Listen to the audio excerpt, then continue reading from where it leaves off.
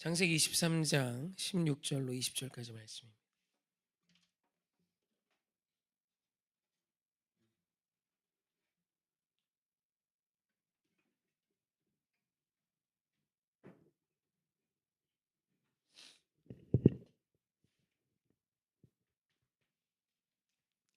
앞에 있는 화면을 보시고 함께 합독합니다.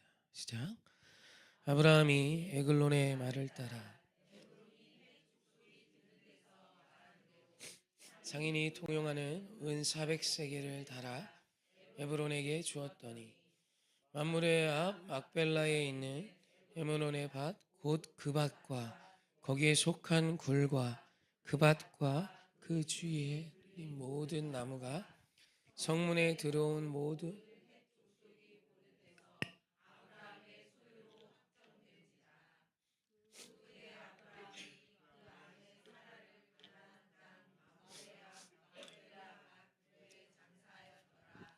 마므레는 곧 헤브론이라. 이와 같이 그 밭과 거기에 속한 굴이 헷 족속으로부터 아브라함이 매장할 소유지로 확정되었더라. 아멘. 창세기 23장은 사라가 죽고 사라가 이제 매장이 될 사라의 시신이 안치될 막벨라 굴을 이제 사는 내용으로 꽉 찼습니다.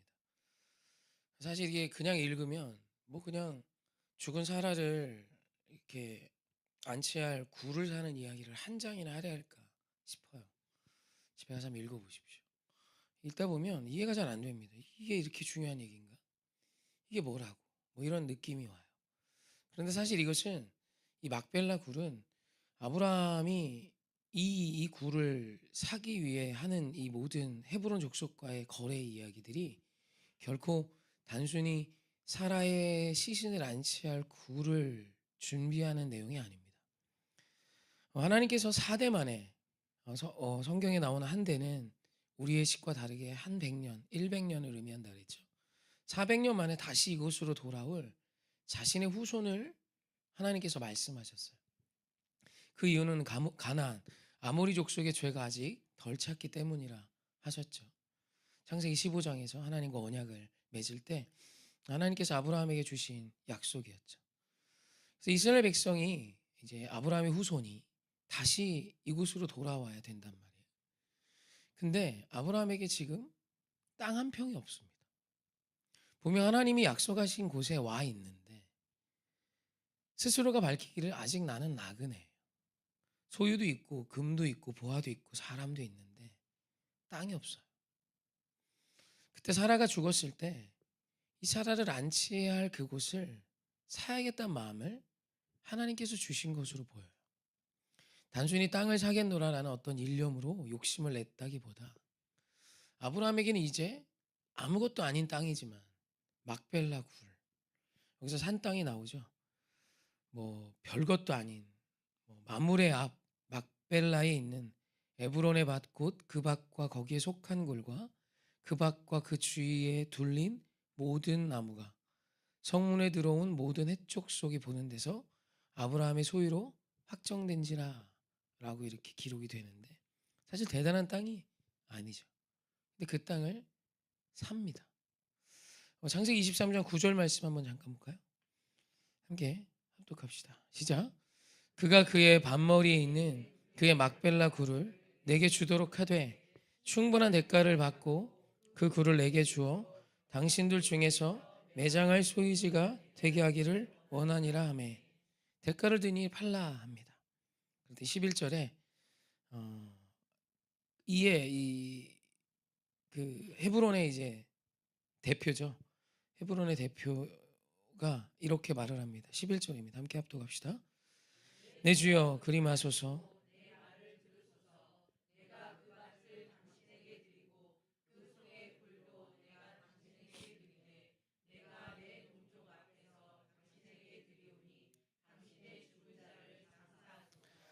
아멘. 해쪽 속의 대표인 에그론이 이렇게 답을 해요. 내 주여. 이미 유력자였고 이미 아브라함이 얼마나 강한 자임을 알고 있었던 해쪽 속의 대표가 에그론이 이렇게 답하는 겁니다.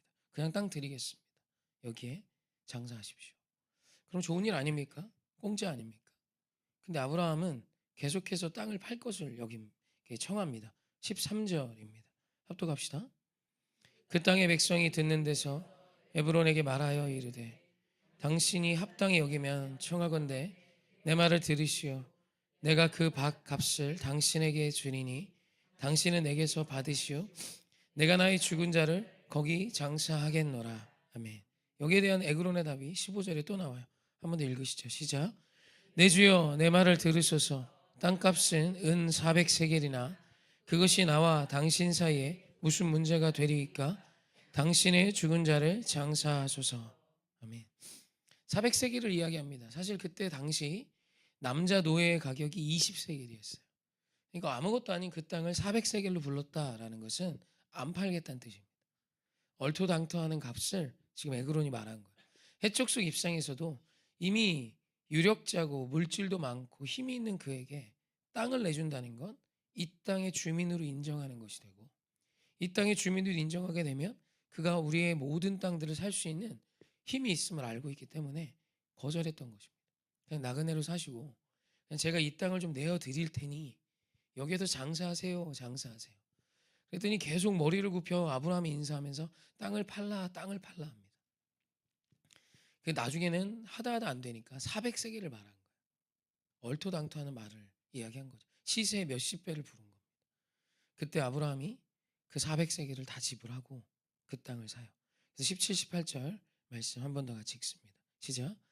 마므레 양 맛벨라에 있는 에그론의 밭 곧 그 밭과 거기에 속하는 굴과 그 밭과 그 주위에 둘린 모든 나무가 성문에 들어온 모든 해쪽 속이 보는 데서 아브라함의 소유로 확정된지라. 아멘. 더 이상 논할 수 없이 많은 것을 결정했던 성문 앞 많은 사람이 증인으로 있는 그곳에서 은 400세겔을 주면서 그 땅을 아브라함의 소유로 확정받게 됩니다. 이 이야기를 이렇게 길게 창세기 23장에서 한 이유는 아브라함이 지금 땅 한 평 없는 약속의 땅에 와 있지만 아직 땅 한 평 갖지 못한 나그네의 신분에서 이제는 우리 자손을 위해 400년 뒤에 돌아올 이 아이들이 돌아올 그 땅, 내 부모의 유골이 있는 그 땅, 다시 돌아와 이들이 정착하여 살아야 할 그곳이 여기임을 가르쳐주기 위해 아브라함이 자신의 명의로 된 땅을 사놓은 겁니다. 그래서 이후 이 막벨라 굴이 계속 언급되는 이유는 뭐냐면 이스라엘로 내려가서 장정만 60만 명이 되고 또 출애굽할 때 당시 이 숫자가 200만 명이 넘어가는 어마어마한 한 나라를 이룰 숫자가 된 그들이 다시 돌아갈 명확한 포인트가 거기였던 거예요. 아브라함은 이것을 준비했던 겁니다. 그 가치가 400세계가 아니라 그거보다 수천 수백 배 더 비쌌다 할지라도 자기가 해야 하는 사명은 이익, 이문이 아니라 지금 당장 거저준 이 땅에서 내 아내를 장사하고 그냥 은혜다라고 치부하고 돌아갈 것이 아니라 나의 사명은 이 땅에 하나님의 나라를 세우는 것이었고 또 이 땅에 하나님의 나라를 세우기 위해 필요한 것은 이들이 노예로 400년간 고난을 당하다가 다시 돌아왔을 그 땅, 다시 돌아올 수 있는 그 땅을 준비하여 놓는 것이 아브라함의 사명이라 여겼기 때문에 아브라함은 말도 안 되는 거래를 흔쾌히 했고 그 땅을 사서 준비하게 됐던 것입니다. 오늘 우리 인생은 무엇을 준비하며 사는 인생이십니까? 또 오늘 우리는 무엇을 내 자녀에게 물려주길 원하십니까?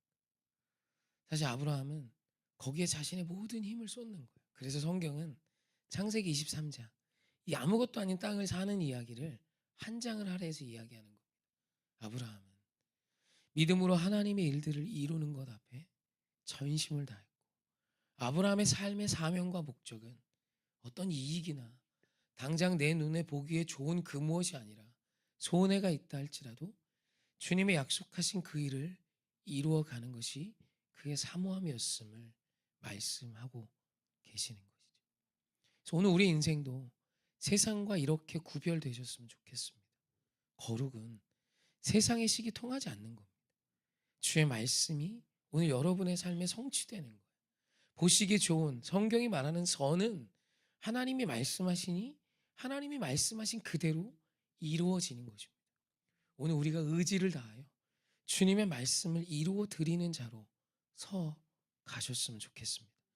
그래서 이 시대에 정말 하나님의 그 돌아올 것, 우리 자녀들이 방황하다가도 다시 돌아올 그곳이 바로 내 어머니, 내 아버지가 믿었던 그 하나님의 은혜 아래임을 깨닫고 돌아올 수 있는 믿음의 거룩한 거점을 만들어 놓으셨으면 좋겠습니다. 저는 우리가 이 매일 모여서 기도하는 이 오전의 기도의 시간이 우리 자녀들에게 분명 돌아올 거점으로 준비되어질 것입니다. 상황이 되든 안 되든 뜻을 정하여 주님 앞에 드렸던 나의 시간과 물질과 작정된 마음과 우리의 삶이 믿음의 거점이 될 것입니다. 아브라함은 그것을 만들기 위해 자신의 전부를 지불한 거예요.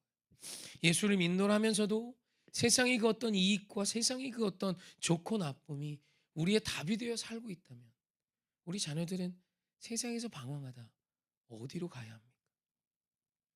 저와 여러분은 그런 것을 준비하는 자들입니다. 목회를 하면서 많이 지칠 때가 있어요. 이렇게 아이들을 특히 이제 예수 믿지 않는 가정의 아이들은 이렇게 폼이 태도가 좀 많이 안 좋은 경우들이 많습니다. 그러다 보니까 이렇게 은혜를 받아도 받은 은혜에 감사하기보다 그냥 받은 은혜를 지나치고 다시 세상으로 많이 갑니다. 진짜 많이 지치고 기운 빠지죠. 그때 하나님께 정말 많이 눈물로 씨름했던 시대에 주님이 주신 굉장히 큰 도전이 하나 있었습니다. 이 교회가 방황하던 그 아이들이 다시 돌아올 수 있는 친정이면 좋겠다. 이 교회가 세상에서 방황하던 그 아이들을 기다려 줄 수 있는 곳이었으면 좋겠다. 사실 그 마음이 있어서 여기를 못 떠났던 것 같습니다. 놀랍게도 그렇게 떠나갔던 아이들이 1년에 한두 번은 꼭 옵니다. 명절에 집 찾아오듯이 와가지고 이렇게 주일날 보면 낯선 애들도 있고 주중에도 막 전화해서 와요. 그럼 걔들 앉혀놓고 1시간 동안 말씀 얘기해주다 돌려보냅니다. 사실 그 아이들이 여기 와서 어떻게 보면 마이너스죠, 저에게. 교회적으로도 또 제 삶에 있어서도 사실 많이 지치는 것이 있습니다만 사실 그 거점을 만드는 것이 다시 돌아올 믿음의 그 거룩한 장소를 준비하는 것이 기도하는 저와 여러분의 사명이 아닐까요? 사랑하는 성도, 우리는 때론 방황합니다. 맞아요. 그게 우리고 때론 세상이 너무 좋아서 아무리 주의 예수 그리스도의 그 거룩한 사랑을 말해줘도 닿지 않지만 주님의 때에 이 아이들이 다시 돌아올 곳이 있어야 하지 않겠습니까? 우리 그 믿음의 거점을 정말 든든하게 세워놓는 저와 여러분이셨으면 좋겠습니다. 세상에 그 무엇이 아니라 주의 말씀이 답이 되어 승리하는 거룩한 땅을 예비하는 저와 여러분이길 주님의 이름으로 축원합니다. 아멘.